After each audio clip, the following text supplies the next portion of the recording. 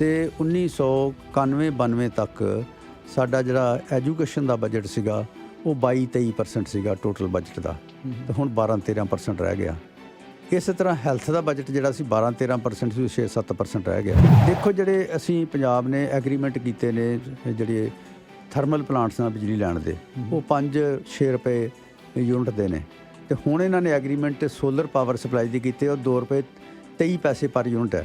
ਸੋ solar energy ਬਹੁਤ ਸਸਤੀ ਹੈ, ਨਵੀਂ ਟੈਕਨੋਲੋਜੀ ਆ ਗਈ ਆ, ਤੇ ਉਹਦੇ 'ਚ ਇਨਵੈਸਟਮੈਂਟ ਕਰਕੇ ਲੋਕਾਂ ਨੂੰ ਜੇ ਸਸਤੀ ਬਿਜਲੀ ਦੇ ਦਈਏ ਤੇ ਮੱਚ ਬੈਟਰ ਕਨਸੈਪਟ ਹੈ, ਰਾਦਰ ਦੈਨ ਕਿ ਉਹਨਾਂ ਨੂੰ ਇਰੈਗੂਲਰ ਬਿਜਲੀ ਦਈਏ ਜਾਂ ਕੱਟ ਲਾਈਏ। ਉਹਦੇ ਨਾਲ ਪ੍ਰੋਡਕਸ਼ਨ ਦਾ ਵੀ ਨੁਕਸਾਨ ਹੁੰਦਾ ਤੇ ਲੋਕਾਂ ਦੀ ਲਾਈਫ ਹੀ ਔਖੀ ਹੋ ਜਾਂਦੀ ਹੈ।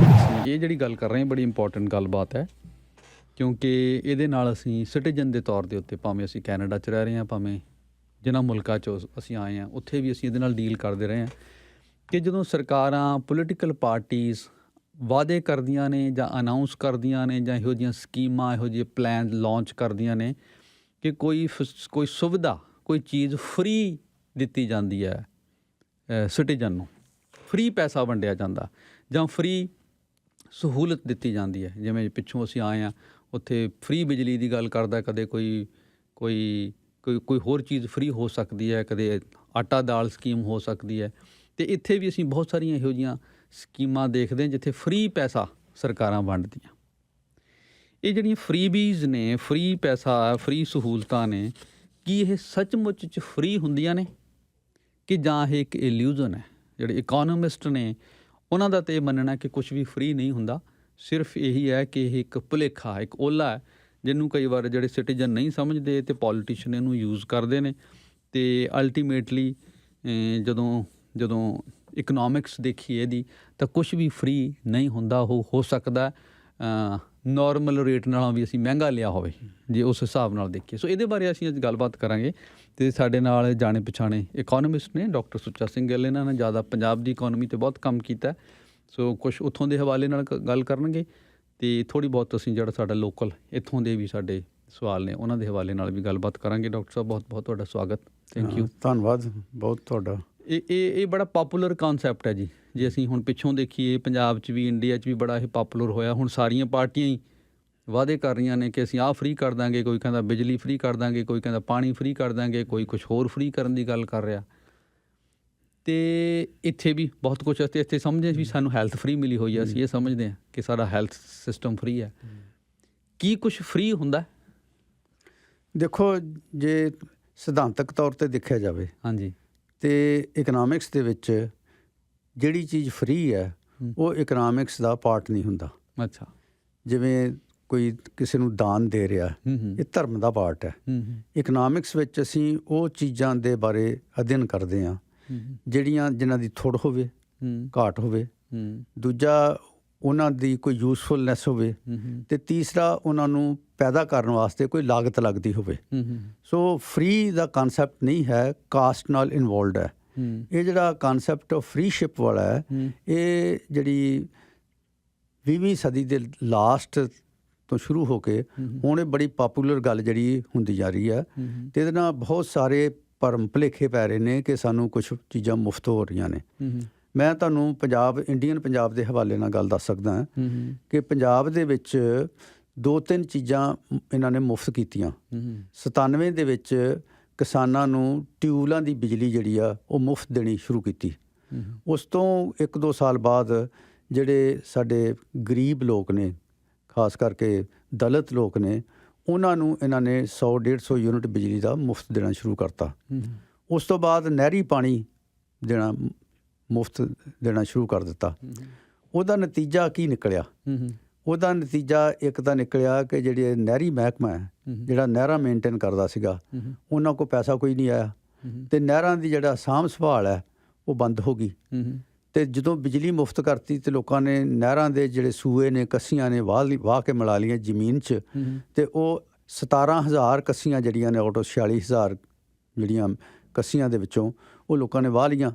ਅਤੇ ਨਹਿਰੀ ਪਾਣੀ ਅਸੀਂ ਕਹਿੰਦੇ ਹਾਂ ਕਿ ਸਾਡਾ ਰਾਜਸਥਾਨ ਨੂੰ ਜਾ ਰਿਹਾ, ਅਤੇ ਜਿਹੜਾ ਸਾਡੇ ਕੋਲ ਹੈ ਉਹ ਵੀ ਨਹੀਂ ਵਰਤ ਰਹੇ, ਤਾਂ ਨੁਕਸਾਨ ਹੋ ਗਿਆ। ਅਤੇ ਨਾਲ ਹੀ ਹੋਇਆ ਕਿ ਬਜਟ ਜਿਹੜਾ ਹੈ ਸਰਕਾਰ ਦਾ ਉਹ ਹਿੱਲ ਗਿਆ। ਅਤੇ ਕਿਉਂਕਿ ਹੁਣ ਇਸ ਵੇਲੇ ਜਿਹੜੀ ਬਿਜਲੀ ਦੀ ਜਿਹੜੀ ਮੁਫਤ ਦਿੱਤੀ ਜਾ ਰਹੀ ਆ, ਉਹ 9000 ਕਰੋੜ ਦੇ ਆਸ-ਪਾਸ ਆ ਜਿਹੜਾ ਪ੍ਰੈਜ਼ੈਂਟ ਬਜਟ ਹੈ ਗਵਰਨਮੈਂਟ ਦਾ। ਸੋ ਜਿਹੜਾ ਇਸ ਵੇਲੇ ਟੋਟਲ ਪਿਛਲੇ ਵੀ ਮਿਲਾ ਲਈਏ ਹਾਂ। ਤੇ ਜਿਹੜੇ ਨੇ ਰੀਸੈਂਟ ਅਨਾਉਂਸਮੈਂਟ ਇਹਨਾਂ ਨੇ ਕੀਤੀ ਉਹਦੇ ਨਾਲ ਟੋਟਲ 9000 ਕਰੋੜ ਦੀ ਫ੍ਰੀ ਬਿਜਲੀ ਹਰ ਮਹੀਨੇ ਦਿੱਤੀ ਜਾਂਦੀ ਕਿ ਨਹੀਂ, ਹਰ ਸਾਲ 9000 ਤੋਂ ਵੱਧ ਕਰੋੜ ਦੀ ਬਿਜਲੀ ਤਾਂ ਕਿਸਾਨਾਂ ਨੂੰ ਦਿੱਤੀ ਜਾ ਰਹੀ ਆ। ਹਾਂਜੀ। ਤੇ 600 ਕਰੋੜ ਦੀ ਇਹਨਾਂ ਨੇ ਇਸ ਸਾਲ ਤੋਂ ਹਾਊਸ ਹੋਲਡ ਨੂੰ 300 ਯੂਨਿਟ ਤੱਕ ਦੀ ਮੁਫਤ ਕਰਤੀ ਬਿਜਲੀ।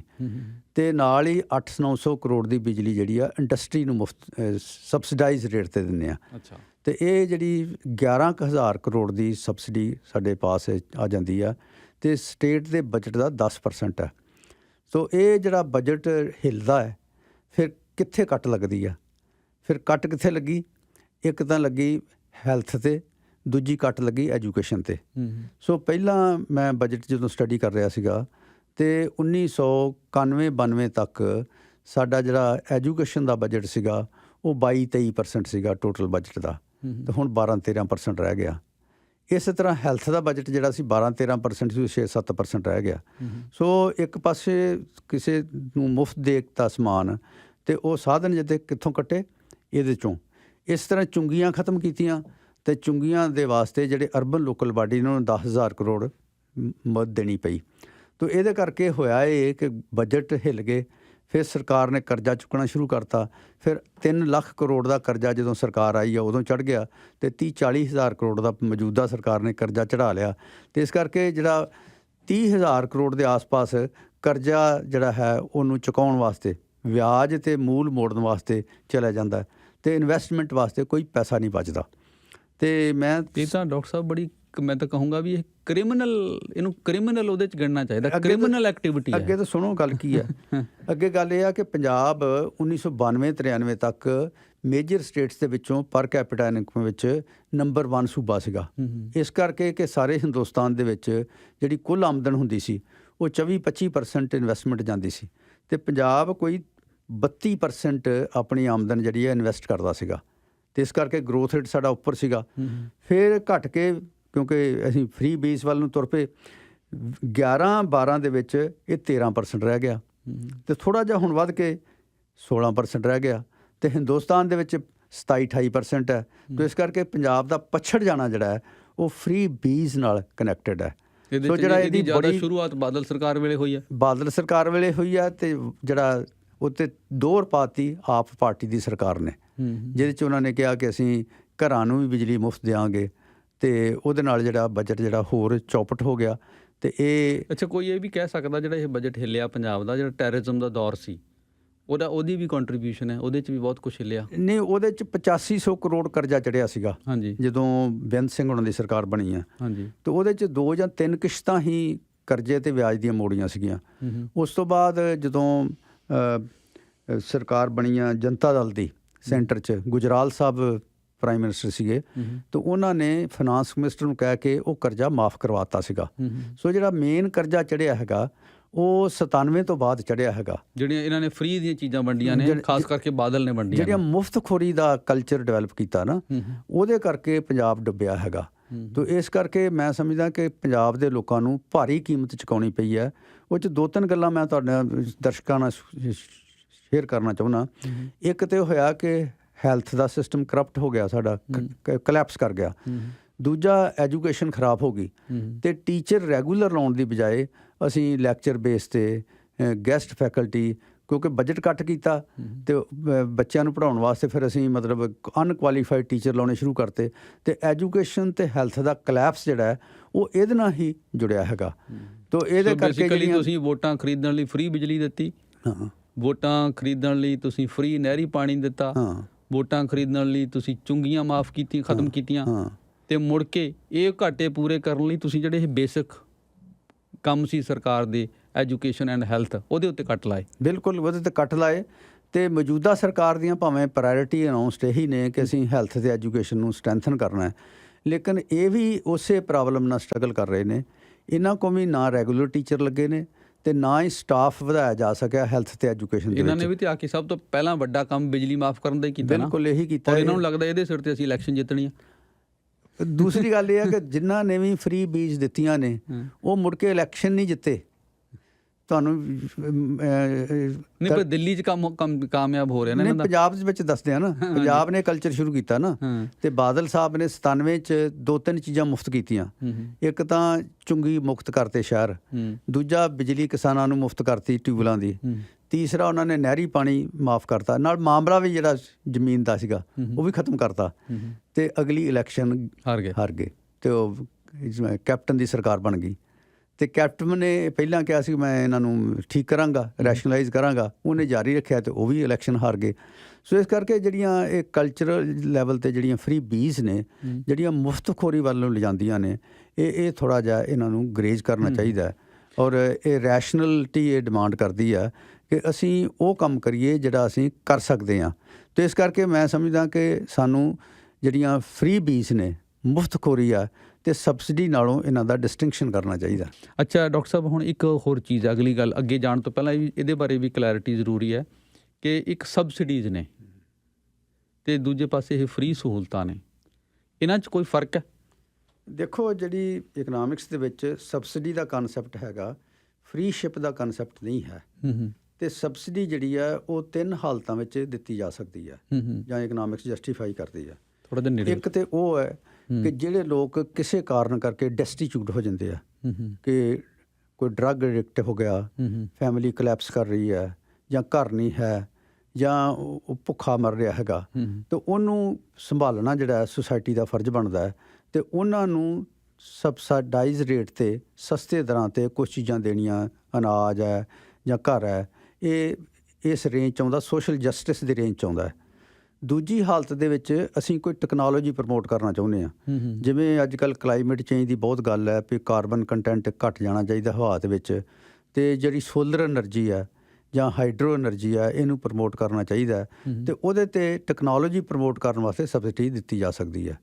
ਤੀਸਰੀ ਗੱਲ ਹੈ ਕਿ ਤੁਸੀਂ ਕੋਈ ਪ੍ਰੋਡਕਟ ਇਹੋ ਜਿਹੀ ਲਿਆਉਣਾ ਚਾਹੁੰਦੇ ਸੁਸਾਇਟੀ ਵਿੱਚ ਜਿਹੜੀ ਹੈਲਥ ਵਾਸਤੇ ਬੜੀ ਜ਼ਰੂਰੀ ਹੈ, ਜਿਵੇਂ ਆਰਗੈਨਿਕ ਫੂਡ ਹੈ ਜਿਹੜਾ ਨੈਚੁਰਲ ਲਾਈਫ ਨੂੰ ਸਾਡੇ ਨੂੰ ਪ੍ਰਮੋਟ ਕਰਦਾ ਹੈ। ਇੱਥੇ ਸਬਸਿਡੀ ਦੇਣੀ ਜਿਹੜੀ ਹੈ ਉਹ ਸੋਸ਼ਲ ਐਂਗਲ ਤੋਂ ਹੈਲਪਫੁਲ ਹੈ ਜਾਂ ਕਲਾਈਮੇਟ ਕੰਟਰੋਲ ਦੇ ਐਂਗਲ ਤੋਂ ਹੈਲਪਫੁਲ ਹੈ। ਇਹ ਵੀ ਜਿਹੜੀਆਂ ਸਬਸਿਡੀਜ਼ ਨੇ ਇਹ ਡੈਫੀਨਿਟ ਪੀਰੀਅਡ ਵਾਸਤੇ ਹੁੰਦੀਆਂ ਨੇ, ਇਹਨਾਂ ਵੀ ਐਂਡਲੈਸਲੀ ਨਹੀਂ ਕੰਟੀਨਿਊ ਕੀਤਾ ਜਾ ਸਕਦਾ ਕਿ ਤੁਸੀਂ ਕਿਹਾ ਕਿ ਅਸੀਂ 5 ਸਾਲ ਲਈ ਜਾਂ 10 ਸਾਲ ਲਈ ਆਹ ਚੀਜ਼ ਹੈਲਪ ਕਰਾਂਗੇ ਤਾਂ ਕਿ ਇਹ ਚੀਜ਼ਾਂ ਪ੍ਰਮੋਟ ਹੋ ਜਾਣ। ਤੇ ਜੇ ਇਹਨੂੰ ਪਰਮਾਨੈਂਟ ਫੀਚਰ ਬਣਾ ਲਿਆ ਜਾਵੇ ਤਾਂ ਫਿਰ ਇਹ ਜਿਹੜੇ ਟੈਕਸ ਪੇਅਰ ਦੀ ਮਨੀ ਆ ਉਹਦਾ ਮਿਸਯੂਜ਼ ਹੈ, ਔਰ ਉਹ ਮਿਸਯੂਜ਼ ਕਰਕੇ ਅਸੀਂ ਵੋਟਰ ਨੂੰ ਕਰਪਟ ਕਰ ਰਹੇ ਜੇ ਔਰ ਭ੍ਰਿਸ਼ਟਾਚਾਰ ਫੈਲਾ ਰਹੇ ਜੇ, ਤੇ ਲੋਕਾਂ ਦੇ ਵਿੱਚ ਜਿਹੜੀ ਉਹਨਾਂ ਦੀ ਡਿਗਨਿਟੀ ਹੈ ਉਹ ਕੰਪਰੋਮਾਈਜ਼ ਕਰਵਾ ਰਹੇ ਜੇ। ਤੇ ਜਿਹੜੇ ਓਨੈਸਟ ਸਿਟੀਜ਼ਨ ਨੇ, ਜਿਹੜੇ ਟੈਕਸ ਪੇਅਰ ਨੇ, ਉਹਨਾਂ ਦੀ ਮਨੀ ਨਾਲ ਖਿਲਵਾੜ ਕਰ ਰਹੇ ਜੇ, ਤੇ ਮੁਲਕ ਦੀ ਜਿਹੜੀ ਆਰਥਿਕ ਵਿਕਾਸ ਦੀ ਜਿਹੜੀ ਦਰ ਹੈ ਉਹਨੂੰ ਧੀਮੀ ਕਰਨ 'ਚ ਮਦਦ ਕਰ ਰਹੇ ਜੇ। ਸੋ ਇਸ ਕਰਕੇ ਮੈਂ ਸਮਝਦਾ ਕਿ ਇਹ ਗੱਲ ਦੇ ਉੱਤੇ ਵਿਚਾਰ ਕਰਨਾ ਚਾਹੀਦਾ ਹੈ। ਜਿੱਥੇ ਕਿਤੇ ਵੀ, ਭਾਵੇਂ ਕੈਨੇਡਾ ਦੇ ਵਿੱਚ ਵੀ ਇੱਦਾਂ ਦਾ ਕਲਚਰ ਡਿਵੈਲਪ ਕੀਤਾ ਜਾ ਰਿਹਾ ਹੈਗਾ, ਉਹ ਤੋਂ ਬਚਣਾ ਚਾਹੀਦਾ। ਕਿ ਲੌਂਗ ਟਰਮ ਜੜ੍ਹਾਂ ਫੜ ਚੁੱਕਿਆ ਜੀ, ਹਾਂ ਵਲਾ ਨਹੀਂ ਰਹੇ, ਇਹਦੇ ਤਾਂ ਜੜ੍ਹਾਂ ਫੜ ਚੁੱਕਿਆ ਬਹੁਤ। ਇਹਦਾ ਬਹੁਤ ਨੁਕਸਾਨ ਹੈ। ਨੁਕਸਾਨ ਇਹ ਆ ਕਿ ਜਿਨ੍ਹਾਂ ਖੇਤਰਾਂ ਦੇ ਵਿੱਚ ਮੁਫਤਖੋਰੀ ਚੱਲ ਪੈਂਦੀ ਆ ਉੱਥੇ ਇਨਵੈਸਟਮੈਂਟ ਨਹੀਂ ਹੁੰਦੀ।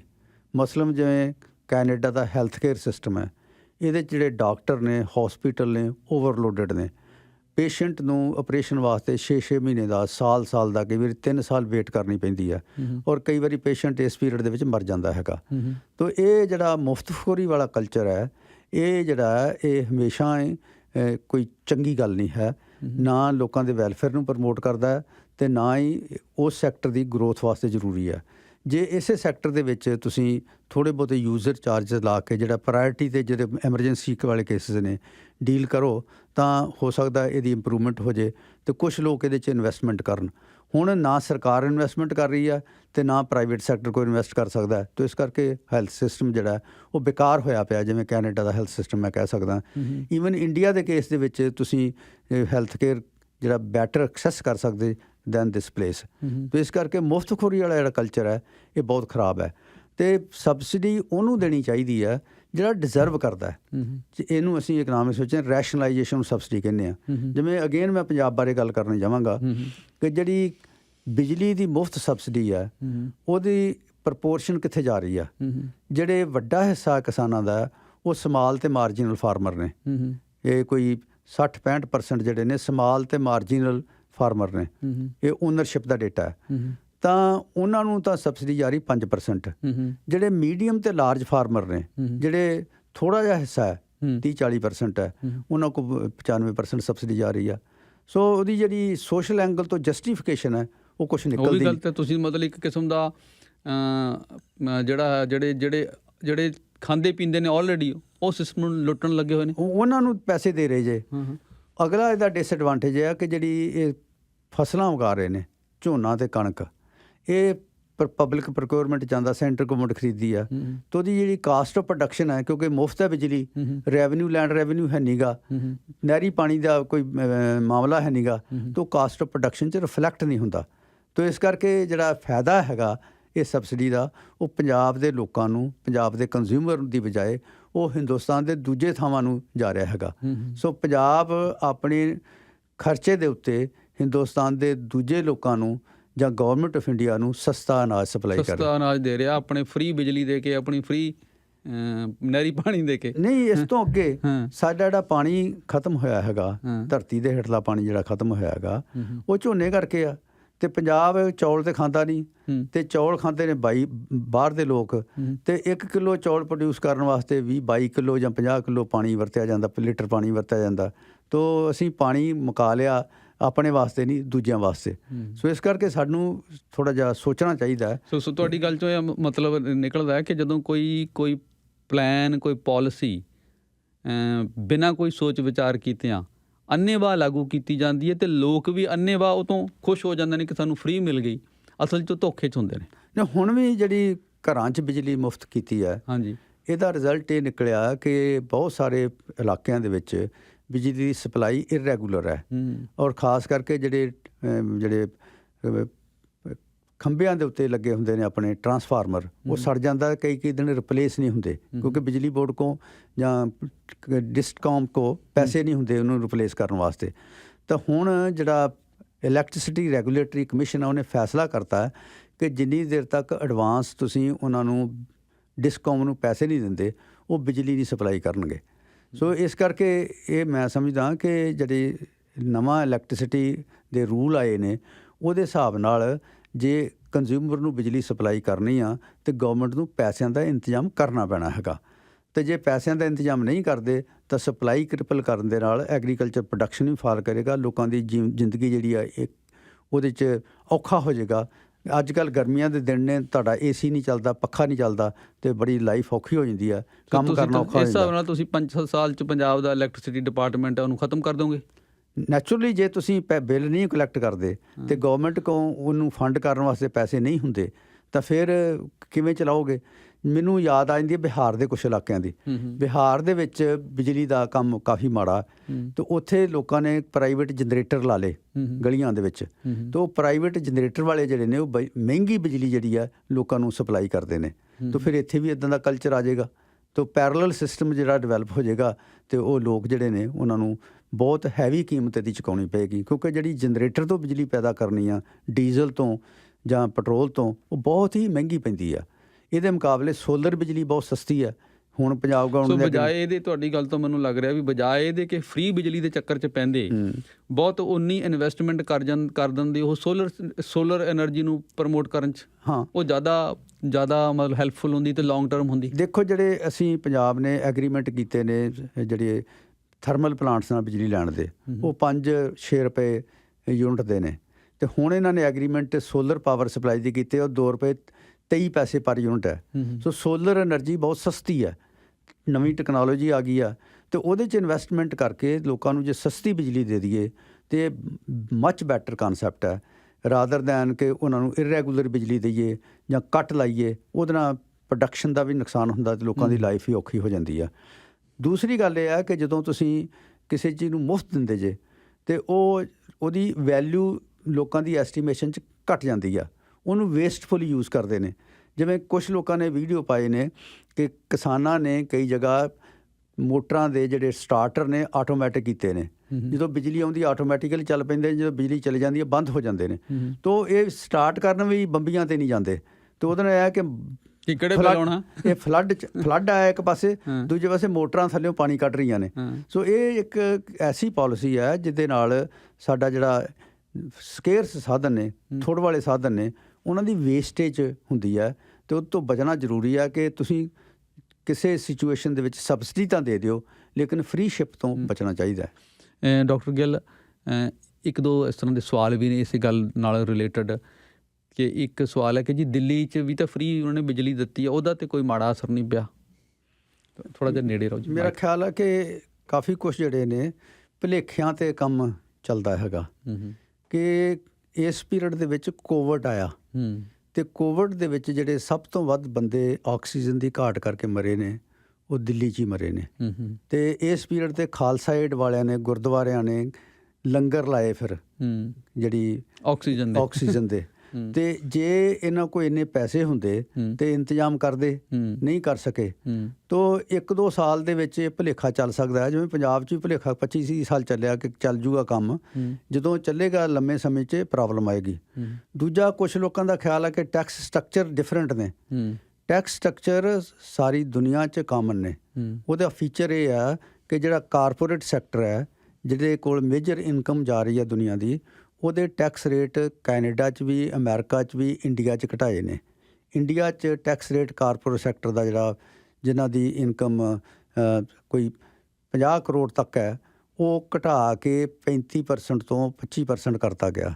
ਅਤੇ ਇਸੇ ਤਰ੍ਹਾਂ ਅਮਰੀਕਾ, ਕੈਨੇਡਾ ਦੇ ਵਿੱਚ ਵੀ ਕਾਰਪੋਰੇਟ ਟੈਕਸ ਰੇਟ ਘਟਾਏ ਗਏ ਨੇ। ਅਤੇ ਜਿਹੜਾ ਟੈਕਸ ਦਾ ਬਰਡਨ ਹੈ ਉਹ ਜ਼ਿਆਦਾਤਰ ਇਨਡਾਇਰੈਕਟ ਟੈਕਸਿਸ ਨੇ, ਜਿਹੜੇ ਮਿਡਲ ਕਲਾਸ ਨੇ, ਆਮ ਖਾਣ ਪੀਣ ਦਾ ਸਮਾਨ ਆ, ਉਹਨਾਂ 'ਤੇ ਸ਼ਿਫਟ ਕੀਤਾ ਜਾਂਦਾ ਅਤੇ ਮਿਡਲ ਕਲਾਸ ਨੂੰ ਸਕਵੀਜ਼ ਕੀਤਾ ਜਾ ਰਿਹਾ।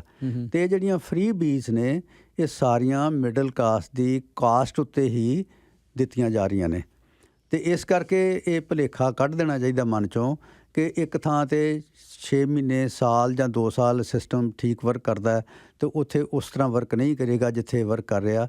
ਇਹ ਭੁਲੇਖੇ ਵਿੱਚ ਰਹਿਣ ਵਾਲੀ ਗੱਲ ਹੈ। ਅਲਟੀਮੇਟਲੀ ਚਾਹੀਦਾ ਇਹ ਆ ਕਿ ਇਹ ਜਿਹੜਾ ਪੈਸਾ ਹੈ ਪਬਲਿਕ ਦਾ, ਟੈਕਸ ਰਾਹੀਂ ਇਕੱਠਾ ਕੀਤਾ, ਉਹ ਸੁਸਾਇਟੀ ਦੀ ਬਿਹਤਰੀ ਵਾਸਤੇ ਵਰਤਿਆ ਜਾਵੇ, ਨਾ ਕਿ ਉਹਨੂੰ ਵੇਸਟ ਕੀਤਾ ਜਾਵੇ। ਕਿਉਂਕਿ ਵੇਸਟ ਦਾ ਮਤਲਬ ਇਹ ਆ ਕਿ ਉਹ ਅੱਗੇ ਰੀਇਨਵੈਸਟਮੈਂਟ ਵਾਸਤੇ ਕੋਈ ਕੰਮ ਨਹੀਂ ਕਰ ਰਿਹਾ। ਜੇ ਹੈਲਥ ਸਿਸਟਮ ਸਾਡਾ ਇੰਪਰੂਵ ਨਹੀਂ ਹੁੰਦਾ, ਜੇ ਅਸੀਂ ਰੈਗੂਲਰ ਡਾਕਟਰ ਨਹੀਂ ਲਾਉਂਦੇ, ਰੈਗੂਲਰ ਨਰਸਾਂ ਨਹੀਂ ਲਾਉਂਦੇ, ਪੈਰਾਮੈਡੀਕਲ ਸਟਾਫ ਨਹੀਂ ਲਾਉਂਦੇ, ਸਿਰਫ ਬੋਰਡ ਲਾ ਦਿੰਦੇ ਜਿਵੇਂ ਪੰਜਾਬ 'ਚ ਹੋ ਰਿਹਾ, ਤਾਂ ਉਹਦੇ ਨਾਲ ਹੈਲਥ ਸਿਸਟਮ ਇੰਪਰੂਵ ਨਹੀਂ ਕਰਦਾ। ਹੈਲਥ ਸਿਸਟਮ ਨੂੰ ਇੰਪਰੂਵ ਕਰਨ ਵਾਸਤੇ ਇਸ ਸੈਕਟਰ ਦੇ ਵਿੱਚ ਕਾਫੀ ਜ਼ਿਆਦਾ ਇਨਵੈਸਟਮੈਂਟ ਦੀ ਲੋੜ ਹੈ। ਤਾਂ ਉਹ ਇਨਵੈਸਟਮੈਂਟ ਸਰਕਾਰ ਜੇ ਆਪਣੇ ਕੋਲੋਂ ਕਰਨਾ ਚਾਹੁੰਦੀ ਹੈ ਤਾਂ ਉਹ ਫਿਰ ਮੁਫਤਖੋਰੀ ਵੱਲ ਨੂੰ ਜਾਣ ਦੀ ਬਜਾਏ ਉਹਦੇ ਵਿੱਚ ਹਸਪਤਾਲ ਬਣਾਏ, ਉਹਦੇ 'ਚ ਡਾਕਟਰ ਰੱਖੇ, ਉਹਦੇ 'ਚ ਨਰਸਾਂ ਰੱਖਣ, ਪੈਰਾਮੈਡੀਕਲ ਸਟਾਫ ਰੱਖੇ, ਤਾਂ ਕਿ ਲੋਕਾਂ ਨੂੰ ਕਿਸੇ ਕਿਸਮ ਦੀ ਮੁਸ਼ਕਿਲ ਨਾ ਆਏ। ਪਰ ਜੇ ਉਹਨਾਂ ਨੂੰ ਮੁਫਤ ਕਰਕੇ ਅਤੇ ਇਹਦੇ ਵਿੱਚ ਇਨਵੈਸਟਮੈਂਟ ਬੰਦ ਕਰ ਦਿੰਦੀ ਆ, ਅੱਗੇ ਰਿਕਰੂਟਮੈਂਟ ਨਹੀਂ ਕਰਦੀ ਪ੍ਰੋਪਰਲੀ, ਤਾਂ ਉਹ ਕਲੈਪਸ ਕਰ ਜਾਂਦਾ ਸਿਸਟਮ। ਤਾਂ ਇਸ ਕਰਕੇ ਮੈਂ ਸਮਝਦਾ ਕਿ ਬਹੁਤ ਸਾਰੀਆਂ ਚੀਜ਼ਾਂ ਜਿਹੜੀਆਂ ਨੇ ਉਹ ਵਿਮਸ ਨਾਲ ਕਰਨ ਦੀ ਬਜਾਏ ਬੜੀ ਪਲਾਨਿੰਗ ਨਾਲ ਕਰਨ ਦੀ ਲੋੜ ਹੈ। ਔਰ ਪਲਾਨਿੰਗ ਦੇ ਨਾਲ ਹੀ ਆਰਥਿਕ ਵਿਕਾਸ ਅਤੇ ਸਮਾਜਿਕ ਵਿਕਾਸ ਠੀਕ ਤਰੀਕੇ ਨਾਲ ਹੋ ਸਕਦਾ ਹੈ। ਡਾਕਟਰ ਸਾਹਿਬ, ਜਿਹੜਾ ਹੁਣ ਪ੍ਰੋਬਲਮ ਅਗਲੀ ਹੈ ਕਿ ਹੁਣ ਇਹ ਪੋਲੀਟੀਕਲ ਕਲਚਰ ਦਾ ਹਿੱਸਾ ਬਣ ਗਿਆ। ਇੱਕ ਪਾਰਟੀ ਕਰਦੀ ਹੈ, ਫਿਰ ਦੇਖਾ ਦੇਖੀ ਦੂਜੀ ਕਰਦੀ ਹੈ। ਜਿਵੇਂ ਹੁਣ ਇੱਥੇ ਵੀ ਅਸੀਂ ਦੇਖਦੇ ਹਾਂ, ਇੱਕ ਪਾਰਟੀ ਨੇ ਕੋਈ ਐਲਾਨ ਕੀਤਾ, ਦੂਜੀ ਪਾਰਟੀ ਉਸ ਤੋਂ ਅੱਗੇ ਜਾਣ ਲਈ ਕੁਛ ਹੋਰ ਵੱਡਾ ਐਲਾਨ ਕਰਦੀ ਹੈ। ਇੰਡੀਆ 'ਚ ਅਸੀਂ ਦੇਖਿਆ ਕਿ ਹੁਣ ਬਾਕੀ ਸੂਬਿਆਂ 'ਚ ਵੀ ਪਾਰਟੀਆਂ ਨੇ, ਕੋਈ ਰਾਜਸਥਾਨ 'ਚ ਵੀ ਇਸੇ ਤਰ੍ਹਾਂ ਦੇ ਐਲਾਨ ਹੋਏ, ਕਰਨਾਟਕ 'ਚ ਵੀ ਹੋਏ, ਇੱਕ ਪਾਰਟੀ ਕਰਦੀ ਫਿਰ ਦੂਜੀ ਕਰਦੀ। ਇਹ ਜਿਹੜਾ ਟਰੈਂਡ ਹੈ ਇਹ ਵੱਧਦਾ ਜਾ ਰਿਹਾ, ਪਰ ਇਹ ਤਾਂ ਫਿਰ ਬੜਾ ਖਤਰਨਾਕ ਸਟੇਜ 'ਤੇ ਲੈ ਜਾਏਗਾ। ਇਸ ਟਰੈਂਡ ਨੂੰ ਇੱਕ ਟਰਮ ਡਿਫਾਈਨ ਕਰਦੀ ਹੈ, ਕੰਪੀਟੀਟਿਵ ਪਾਪੂਲਿਜ਼ਮ। ਕਿ ਸਰਕਾਰਾਂ ਜਿਹੜੀਆਂ ਨੇ ਲੋਕਾਂ ਨੂੰ ਦਿਖਾਉਣ ਵਾਸਤੇ ਕਿ ਉਹ ਜ਼ਿਆਦਾ ਲੋਕ ਪੱਖੀ ਨੇ, ਤਾਂ ਉਹ ਕੰਪੀਟੀਸ਼ਨ 'ਚ ਪੈ ਜਾਂਦੀਆਂ ਨੇ। ਅਤੇ ਜਿਵੇਂ ਇਹ ਗੱਲ ਕੀਤੀ ਜਾ ਰਹੀ ਹੈ ਕਿ ਸਿਰਫ ਆਪੋਜੀਸ਼ਨ ਪਾਰਟੀਆਂ ਹਿੰਦੁਸਤਾਨ ਦੇ ਵਿੱਚ ਹੀ ਫ੍ਰੀ ਬੀਜ ਦਾ ਕਲਚਰ ਪ੍ਰਮੋਟ ਕਰ ਰਹੀਆਂ ਨੇ, ਇਹ ਬੀਜੇਪੀ ਵੀ ਉਹੀ ਕੰਮ ਕਰ ਰਹੀ ਹੈ। ਬੀਜੇਪੀ ਜਿਹੜੀ ਕਿਸਾਨ ਨੇ, ਉਹਨਾਂ ਨੂੰ ਹਰ ਮਹੀਨੇ ਕੁਛ ਪੈਸੇ ਉਹਨਾਂ ਦੇ 3 ਮਹੀਨਿਆਂ ਬਾਅਦ ਅਕਾਊਂਟ 'ਚ ਸਿੱਧੇ ਟਰਾਂਸਫਰ ਕਰ ਰਹੇ ਨੇ। ਅੱਛਾ, ਇਹ ਪਿਛਲੇ 4-5 ਸਾਲ ਤੋਂ ਹੋ ਰਿਹਾ ਹੈਗਾ। ਇਹ ਇਨਫੈਕਟ 2019 ਤੋਂ ਹੀ ਹੋ ਰਿਹਾ ਹੈਗਾ, ਉਸ ਵੇਲੇ ਕੀਤਾ ਸੀਗਾ। ਇਸ ਤੋਂ ਬਗੈਰ 80 ਕਰੋੜ ਜਿਹੜੇ ਲੋਕ ਨੇ, ਉਹਨਾਂ ਨੂੰ ਅਨਾਜ 1 ਰੁਪਏ 2 ਰੁਪਏ ਕਿਲੋ ਦਿੱਤਾ ਜਾ ਰਿਹਾ ਹੈਗਾ। ਤਾਂ ਇਹ ਕੰਪੀਟੀਟਿਵ ਕੈਪੀਟਲਿਜ਼ਮ ਜਿਹੜਾ ਹੈ, ਇਹਦੇ ਖਿਲਾਫ ਲੋਕਾਂ 'ਚ ਥੋੜ੍ਹੀ ਜਾਗਰਤੀ ਵੀ ਪੈਦਾ ਹੋ ਰਹੀ ਹੈ। ਸੁਪਰੀਮ ਕੋਰਟ 'ਚ ਕੇਸ ਵੀ ਲੱਗਾ ਹੈਗਾ ਕਿ ਜਿਹੜੀ ਪਾਰਟੀ ਨੇ ਆਪਣੇ ਮੈਨੀਫੈਸਟੋ ਦੇ ਵਿੱਚ ਫ੍ਰੀ ਬੀਜ ਅਨਾਉਂਸ ਕਰਨੀਆਂ ਨੇ, ਉਹ ਦੱਸੇ ਕਿ ਉਹਦਾ ਇੰਤਜ਼ਾਮ ਕਿਵੇਂ ਕਰਨਗੇ, ਉਹਦਾ ਪੈਸਾ ਕਿੱਥੋਂ ਆਏਗਾ, ਪੈਸਾ ਕਿੱਥੋਂ ਆਏਗਾ। ਤੇ ਇਸ ਕਰਕੇ ਮੈਂ ਸਮਝਦਾ ਕਿ ਜੇ ਡੈਮੋਕ੍ਰੇਸੀ ਨੂੰ ਬਚਾਉਣਾ ਹੈਗਾ ਤੇ ਨਾਲ ਜਿਹੜੀ ਲੋਕਾਂ ਦੀ ਜ਼ਿੰਦਗੀ ਨੂੰ ਸੌਖਿਆਂ ਬਣਾਉਣਾ ਹੈ ਤੇ ਜਿਹੜੀ ਸਮਾਜਿਕ ਤੇ ਆਰਥਿਕ ਵਿਕਾਸ ਨੂੰ ਠੀਕ ਲੀਹਾਂ ਤੇ ਰੱਖਣਾ ਹੈ, ਤਾਂ ਫਿਰ ਇਹਦੇ ਵਿੱਚ ਸਰਕਾਰਾਂ ਦੀ ਜ਼ਿੰਮੇਵਾਰੀ ਜਿਹੜੀ ਹੈ ਉਹ ਤੈਅ ਹੋਣੀ ਚਾਹੀਦੀ ਹੈ ਔਰ ਉਹਦੇ ਵਿੱਚ ਪਬਲਿਕ ਪ੍ਰੈਸ਼ਰ ਵੀ ਹੋਣਾ ਚਾਹੀਦਾ ਹੈ। ਔਰ ਮਿਡਲ ਕਲਾਸ ਇਨਕਰੀਜ਼ਿੰਗਲੀ ਥੋੜ੍ਹੀ ਜਿਹੀ ਇਹਦੇ ਬਾਰੇ ਜਾਗਰਤ ਹੋ ਰਹੀ ਆ, ਕਿਉਂਕਿ ਮਿਡਲ ਕਲਾਸ ਦੇ ਤੋਂ ਹੀ ਟੈਕਸ ਬਹੁਤੇ ਇਕੱਠੇ ਹੋ ਰਹੇ ਨੇ, ਤਾਂ ਉਸੇ ਦੇ ਬਰਡਨ ਦੇ ਨਾਲ ਹੀ ਜਿਹੜਾ ਸਭ ਜਿਹੜੀਆਂ ਫ੍ਰੀ ਬੀਜ ਦਿੱਤੀਆਂ ਜਾ ਰਹੀਆਂ ਨੇ। ਤਾਂ ਇਸ ਕਰਕੇ ਹੌਲੀ ਹੌਲੀ ਇਹ ਰੌਲਾ ਵੀ ਪਏਗਾ, ਪਰ ਇਹ ਚਰਨਿੰਗ ਇਹਦੇ 'ਤੇ ਆਉਣ ਵਾਲੇ ਦਿਨਾਂ 'ਚ ਜਾਰੀ ਰਹੇਗੀ। ਪਰ ਮੇਰਾ ਓਪੀਨੀਅਨ ਇਹ ਆ ਕਿ ਇਹਨਾਂ ਨੂੰ ਥੋੜ੍ਹਾ ਜਿਹਾ ਸੋਚ ਵਿਚਾਰ ਕੇ ਕਰਨਾ ਚਾਹੀਦਾ। ਜਿਹੜੀ ਗੱਲ ਤੁਸੀਂ ਨਹੀਂ ਕਰ ਸਕਦੇ ਉਹ ਨਹੀਂ ਕਰਨੀ ਚਾਹੀਦੀ। ਨੁਕਸਾਨ ਇਹਦੇ ਨਾਲ ਸਮਾਜ ਦਾ ਜ਼ਿਆਦਾ ਹੁੰਦਾ ਤੇ ਫਾਇਦਾ ਘੱਟ ਹੁੰਦਾ ਤੇ ਇਸ ਪਰ ਤੋਂ ਲੋਕ ਬਚਣ ਵੀ ਇਸ ਗੱਲ ਤੋਂ ਥੋੜ੍ਹਾ ਜਿਹਾ ਅਵੇਅਰ ਹੋਣ ਕਿ ਵੀ ਇਹ ਜੇ ਸਾਨੂੰ ਕੋਈ ਫ੍ਰੀ ਦੇ ਰਿਹਾ, ਕੋਈ ਚੀਜ਼ ਆਫਰ ਕਰ ਰਿਹਾ, ਕਿ ਕਿਉਂ ਕਰ ਰਿਹਾ, ਉਹਨੂੰ ਸਵਾਲ ਕੀਤਾ ਜਾਏ ਵੀ ਤੂੰ ਆਪਣੇ ਕੋਈ ਪਿਓ ਦੇ ਉਸ 'ਚੋਂ ਦੇਣਾ, ਤੇਰੇ ਕੋਲ ਤੂੰ ਪਰਸਨਲ ਖਰਚੇ 'ਚ ਤਾਂ ਦੇਣਾ ਨਹੀਂ ਹੈ। ਸ਼ਮੀਲ, ਬੜੀ ਇੰਟਰਸਟਿੰਗ ਗੱਲ ਹੈ ਪੰਜਾਬ ਦੇ ਵਿੱਚ ਜਿਹੜੀ ਬਿਜਲੀ ਮੁਫਤ ਕੀਤੀ ਗਈ, ਲੈਂਡ ਰੈਵਨਿਊ ਖਤਮ ਕੀਤਾ ਗਿਆ, ਨਹਿਰੀ ਪਾਣੀ ਦਾ ਮਾਮਲਾ ਖਤਮ ਕੀਤਾ ਗਿਆ, ਕਿਸੇ ਕਿਸਾਨ ਯੂਨੀਅਨ ਨੇ ਕਦੀ ਮੰਗ ਨਹੀਂ ਕੀਤੀ। ਇਹ on it's on Akali Dal ਨੇ ਫੈਸਲਾ ਕਰਕੇ ਕੀਤਾ ਤਾਂ ਕਿ ਅਸੀਂ ਵੋਟਾਂ ਲੈ ਸਕੀਏ ਤੇ ਦਿਖਾਈਏ ਕਿ ਅਸੀਂ ਜ਼ਿਆਦਾ ਕਿਸਾਨਾਂ ਦੇ ਪੱਖੀ ਹਾਂ। ਪਰ ਜਦੋਂ ਕਿਸਾਨਾਂ ਦੇ ਖਿਲਾਫ 3 ਕਾਨੂੰਨ ਬਣੇ ਨੇ ਤੇ ਵੋਟ ਇਹਨਾਂ ਨੇ ਉਹ ਕਾਨੂੰਨਾਂ ਦੇ ਹੱਕ 'ਚ ਪਾਈ। ਸੋ ਇਸ ਕਰਕੇ ਇਹਨਾਂ ਦਾ ਜਿਹੜੇ ਪਾਰਟੀਆਂ ਦਾ ਦੰਭੀ ਕਲਚਰ ਹੈ, ਸਾਰੀਆਂ ਪਾਰਟੀਆਂ ਦਾ ਡਬਲ ਸਟੈਂਡਰਡ ਹੈ ਪਾਰਟੀਆਂ ਦਾ, ਉਹ ਇਹ ਤੋਂ ਐਕਸਪੋਜ਼ ਹੁੰਦਾ ਹੈਗਾ ਕਿ ਇਹ ਲੋਕਾਂ ਨੂੰ ਭਰਮਾ ਕੇ ਵੋਟਾਂ ਲੈ ਕੇ ਤੇ ਫਿਰ ਲੁੱਟਮਾਰ ਕਰਨੀ ਚਾਹੁੰਦੇ ਨੇ, ਨਾ ਕਿ ਵੈਲਫੇਅਰ ਕਰਨਾ ਚਾਹੁੰਦੇ ਨੇ। ਤੇ ਇਹਦੇ ਤੋਂ ਬਚਣ ਦੀ ਲੋੜ ਹੈ ਤੇ ਇਹਦਾ ਇਲਾਜ ਤਾਂ ਸੁਚੇਤ ਸਿਟੀਜ਼ਨ ਹੀ ਨੇ। ਔਰ ਸਿਟੀਜ਼ਨ ਜਿੰਨੇ ਸੁਚੇਤ ਹੋਣਗੇ, ਸਮਝਦਾਰ ਹੋਣਗੇ, ਉਹ ਸਮਝ ਨਾਲ ਵੋਟ ਪਾਉਣਗੇ ਤਾਂ ਉਹ ਠੀਕ ਕੰਮ ਚੱਲੇਗਾ। ਇਹ ਜੇ ਸਿਸਟਮ ਨੂੰ, ਡੈਮੋਕ੍ਰੈਟਿਕ ਸਿਸਟਮ ਨੂੰ ਬਚਾਉਣਾ ਹੈ ਤਾਂ ਇਸ ਪਾਸੇ ਨੂੰ ਸਮਾਜ ਨੂੰ ਵਧਣਾ ਪੈਣਾ ਹੈ। ਕਿਉਂਕਿ ਸਾਡੇ ਜਿਵੇਂ ਇੱਥੇ ਕੈਨੇਡਾ 'ਚ ਜੇ ਅਸੀਂ ਗੱਲ ਕਰੀਏ, ਗੱਲ ਖਤਮ ਕਰਨੀ ਹੋਵੇ, ਕੁਛ ਰਿਪੋਰਟਸ ਨੇ ਤਕਰੀਬਨ ਆਮ ਕੈਨੇਡੀਅਨ ਦੀ 50% ਇਨਕਮ ਟੈਕਸਾਂ 'ਚ ਜਾਂਦੀ ਆ ਤੇ ਉਹ ਸਾਰਾ ਹੀ ਟੈਕਸ ਪੈਸਾ ਹੀ ਹੈ ਜਿਹੜਾ ਵੰਡਿਆ ਜਾ ਰਿਹਾ। ਬਿਲਕੁਲ, ਮੈਂ ਤਾਂ ਤੁਹਾਨੂੰ ਪਹਿਲਾਂ ਕਰ ਰਿਹਾ ਕਿ ਮੈਂ ਹਿੰਦੁਸਤਾਨ ਦਾ ਤੁਹਾਡੇ ਨਾਲ ਜੇ ਅੰਕੜਾ ਸ਼ੇਅਰ ਕਰਾਂ, ਲੈਸ ਦੈਨ 1% ਜਿਹੜੀ ਆਬਾਦੀ ਹੈ ਕਾਰਪੋਰੇਟ ਸੈਕਟਰ ਜਿਹਨੂੰ, ਉਹਦੇ ਕੋਲ 40% ਇਨਕਮ ਹੈ ਔਰ ਕਾਫੀ ਵੱਡਾ ਹਿੱਸਾ ਜਿਹੜਾ 70-80% ਵੈਲਥ ਦਾ ਹੈ। ਤਾਂ ਟੈਕਸ ਵਿੱਚ GST 'ਚ ਕਿੰਨਾ ਕੰਟਰੀਬਿਊਟ ਕਰਦੇ ਨੇ? 2-3%। GST major source of income ਹੈ। ਇਨਕਮ ਟੈਕਸ ਦੇ ਵਿੱਚ ਵੀ ਮਿਡਲ ਕਲਾਸ ਦਾ ਕਾਫੀ ਰੋਲ ਹੈ, ਕਿਉਂਕਿ ਮਿਡਲ ਕਲਾਸ ਜਿਹੜਾ ਮੈਕਸੀਮਮ ਟੈਕਸ ਰੇਟ ਪੇ ਕਰ ਰਿਹਾ ਉਹ 33% ਹੈ ਤੇ ਕਾਰਪੋਰੇਟ ਸੈਕਟਰ ਜਿਹੜਾ 24-25% ਪੇ ਕਰ ਰਿਹਾ ਹੈਗਾ। ਸੋ ਟੈਕਸ ਤੇ ਵੈਲਥ ਕਾਰਪੋਰੇਟ ਸੈਕਟਰ ਕੋ, ਇਨਕਮ ਕਾਰਪੋਰੇਟ ਸੈਕਟਰ ਟੈਕਸ ਉਹ ਨਹੀਂ ਦੇ ਰਿਹਾ, ਟੈਕਸ ਮੱਧ ਵਰਗ ਦੇ ਰਿਹਾ ਜਾਂ ਥੱਲੇ ਵਾਲੇ ਲੋਕ ਦੇ ਰਹੇ ਆ ਤੇ ਉਸੇ ਪੈਸੇ ਨੂੰ ਮਿਸਯੂਜ਼ ਕਰ ਰਹੀਆਂ ਨੇ ਸਰਕਾਰਾਂ। ਇਸੇ ਤਰ੍ਹਾਂ ਦੁਨੀਆ ਪੱਧਰ ਤੇ ਵੀ ਹੋ ਰਿਹਾ। ਇਸ ਕਰਕੇ ਮੈਂ ਸਮਝਦਾ ਕਿ ਆਮ ਲੋਕਾਂ ਨੂੰ ਇਸ ਕਿਸਮ ਦੀ ਗੱਲ ਸਮਝਣੀ ਚਾਹੀਦੀ ਆ ਤੇ ਜਿਹੜੇ ਭਰਮਾਊ ਮੁਫਤਖੋਰੇ ਜਿਹੜੇ ਨਾਅਰੇ ਨੇ ਇਹਨਾਂ ਤੋਂ ਬਚਣ ਦੀ ਲੋੜ ਹੈ। ਔਰ ਮੈਂ ਸਮਝਦਾ ਕਿ ਲੋਕਾਂ ਨੂੰ ਇਹ ਪ੍ਰੈਸ਼ਰ ਪਾਉਣਾ ਚਾਹੀਦਾ ਕਿ ਸਰਕਾਰਾਂ ਐਫੀਸ਼ੀਐਂਟ ਤਰੀਕੇ ਨਾਲ ਕੰਮ ਕਰਕੇ ਉਹਨਾਂ ਨੂੰ ਸਸਤੀਆਂ ਸਹੂਲਤਾਂ ਦੇਣ ਔਰ ਐਫੀਸ਼ੀਐਂਟ ਸੇਵਾਵਾਂ ਦੇਣ, ਨਾ ਕਿ ਮੁਫਤ ਸੇਵਾਵਾਂ ਨਾ ਕਿ ਫ੍ਰੀ। ਜਿਵੇਂ ਅਸੀਂ ਆਪਣੀ ਸਿਹਤ ਬਾਰੇ ਕਹਿ ਸਕਦੇ ਹਾਂ ਕਿ ਕੈਨੇਡਾ 'ਚ ਸਾਨੂੰ ਵਧੀਆ, ਐਫੀਸ਼ੀਐਂਟ ਅਤੇ ਸਸਤਾ ਹੈਲਥ ਕੇਅਰ ਮਿਲਣਾ ਚਾਹੀਦਾ, ਨਾ ਕਿ ਫ੍ਰੀ ਹੈਲਥ ਕੇਅਰ। ਇਹਦੇ ਵਿੱਚ ਇੱਕ ਕਨਸੈਪਟ ਇਕਨੋਮਿਕਸ ਨੇ ਇਵਾਲਵ ਕੀਤਾ ਇਹਨਾਂ ਦਿਨਾਂ ਦੇ ਵਿੱਚ, ਉਹਨੂੰ ਯੂਜ਼ਰ ਚਾਰਜਸ ਕਹਿੰਦੇ ਆ। ਕਿ ਜੇ ਤੁਸੀਂ ਸ਼ਹਿਰਾਂ 'ਚ ਸਫਾਈ ਰੱਖਣੀ ਆ ਤੇ ਸੀਵਰੇਜ ਦਾ ਬਿੱਲ ਲੱਗੇ, ਜੇ ਵਾਟਰ ਸਪਲਾਈ ਜਾਰੀ ਰੱਖਣੀ ਆ ਤੇ ਵਾਟਰ ਸਪਲਾਈ ਦਾ ਬਿੱਲ ਰੱਖੇ ਔਰ ਬਿੱਲ ਜਿਹੜਾ ਰੀਜ਼ਨੇਬਲ ਰੱਖਿਆ ਜਾਵੇ, ਉਹਦੇ ਨਾਲ ਸਫਾਈ ਵੀ ਰਹੇਗੀ, ਸਾਫ਼ ਪਾਣੀ ਵੀ ਮਿਲੇਗਾ। ਇਸੇ ਤਰ੍ਹਾਂ ਹੈਲਥ ਵਿੱਚ ਇੱਕ ਨੋਮੀਨਲ ਯੂਜ਼ਰ ਚਾਰਜਸ ਚਾਹੀਦਾ ਹੈਗਾ। ਉਹ 'ਚ ਜਿਹੜੇ ਬਹੁਤ ਥੋੜ੍ਹੇ ਟੁੱਟੇ ਲੋਕ ਨੇ ਉਹਨਾਂ ਵਾਸਤੇ ਤੁਸੀਂ ਫ੍ਰੀ ਕਰ ਸਕਦੇ ਜੇ, ਲੇਕਿਨ ਜਿਹੜੇ ਪੇ ਕਰ ਸਕਦੇ ਨੇ ਉਹਨਾਂ 'ਚ ਤੁਸੀਂ 10,000 ਦੀ ਪੈਨਸ਼ਨ ਮਿਨੀਮਮ ਰੱਖ ਸਕਦੇ ਜੇ, ਇਨਕਮ ਟੈਕਸ ਪੇ ਦਾ ਰਿਕਾਰਡ ਰੱਖ ਸਕਦੇ, ਸੈਲਰੀ ਦਾ ਰੱਖ ਸਕਦੇ ਜੇ। ਉਹਨਾਂ ਨੂੰ ਇਹ ਮੁਫਤ ਨਹੀਂ ਦੇਣੇ ਚਾਹੀਦੇ। ਉਹਨਾਂ ਕੋਲ ਯੂਜ਼ਰ ਚਾਰਜਸ ਲੈ ਕੇ ਕ੍ਰਾਸ ਸਬਸਿਡਾਈਜੇਸ਼ਨ ਕਰਕੇ ਅਸੀਂ ਐਫੀਸ਼ੀਐਂਟ ਸਰਵਿਸਿਜ਼ ਵੀ ਦੇ ਸਕਦੇ ਹਾਂ ਤੇ ਸਸਤੀਆਂ ਸਰਵਿਸਿਜ਼ ਵੀ ਦੇ ਸਕਦੇ ਹਾਂ। ਇਹ ਇੱਕ ਨਵਾਂ ਕਨਸੈਪਟ ਇਕਨੋਮਿਕਸ ਵਿੱਚ ਪਿਛਲੇ ਸਮੇਂ 'ਚ ਡਿਵੈਲਪ ਹੋਇਆ। ਬਹੁਤ ਬਹੁਤ ਸ਼ੁਕਰੀਆ ਜੀ। ਕਾਫੀ ਮੈਸੇਜਸ ਆ ਰਹੇ ਨੇ ਤੇ ਗੱਲਬਾਤ ਨੂੰ ਲਾਈਕ ਕੀਤਾ ਬਹੁਤ ਸਾਰੇ ਦੋਸਤਾਂ ਨੇ ਤੇ ਉਮੀਦ ਹੈ ਕਿ ਇਹ ਗੱਲਬਾਤ ਹੈਲਪ ਕਰੇਗੀ। ਇਹ ਜੋ ਸਿਸਟਮ ਪੋਲੀਟੀਕਲ ਕਲਾਸ ਦਾ, ਪੋਲੀਟੀਕਲ ਕਲਚਰ ਦਾ ਇਸ ਵੇਲੇ ਹਿੱਸਾ ਬਣ ਗਿਆ, ਉਹਨੂੰ ਬਿਹਤਰ ਤਰੀਕੇ ਨਾਲ ਸਮਝਣ 'ਚ ਬਹੁਤ ਬਹੁਤ ਤੁਹਾਡਾ ਸ਼ੁਕਰੀਆ ਜੀ। Thank you. ਬਹੁਤ ਬਹੁਤ ਸ਼ੁਕਰੀਆ। ਮੈਂ ਸਮਝਦਾ ਕਿ ਸ਼ਮੀਲ, ਜਿਸ ਤਰ੍ਹਾਂ ਦੇ ਤੁਸੀਂ ਇਸ ਤਰ੍ਹਾਂ ਦੇ ਜਾਗਰਤੀ ਵਾਲੇ ਪ੍ਰੋਗਰਾਮ ਚਲਾਉਂਦੇ ਜੇ, ਇਹ ਚਲਾਉਂਦੇ ਰਹੋਗੇ ਔਰ ਲੋਕਾਂ ਦੇ ਵਿੱਚ ਜਾਗਰਤੀ ਪੈਦਾ ਕਰਦੇ ਰਹੋਗੇ।